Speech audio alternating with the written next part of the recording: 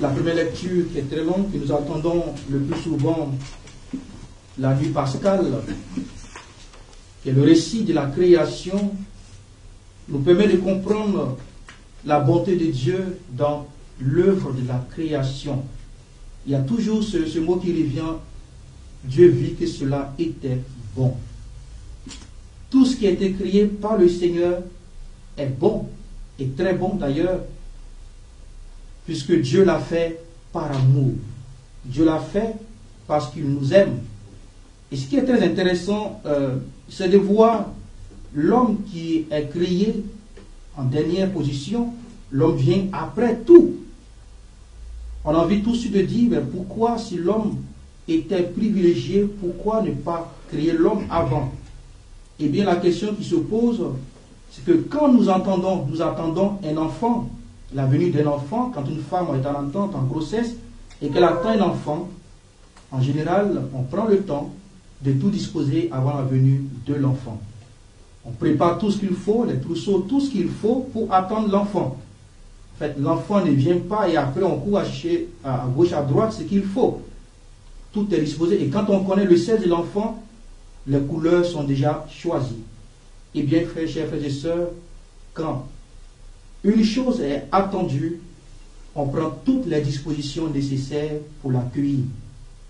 Nous sommes les privilégiés de Dieu, les attendus de Dieu, ceux que Dieu a fait à son image et à sa ressemblance. Et il prend tout de créé avant pour que nous trouvions tout ce qu'il faut pour vivre dans le bonheur, dans la joie parfaite. Eh bien, voilà ce que Jésus reproche à ces pharisiens dans l'évangile, qui, eux, au lieu de s'attacher à cet amour de Dieu qui est répandu sur nous dans notre vie, à la charité, ils sont attachés à la tradition, aux préceptes, au détriment de l'amour et de la charité.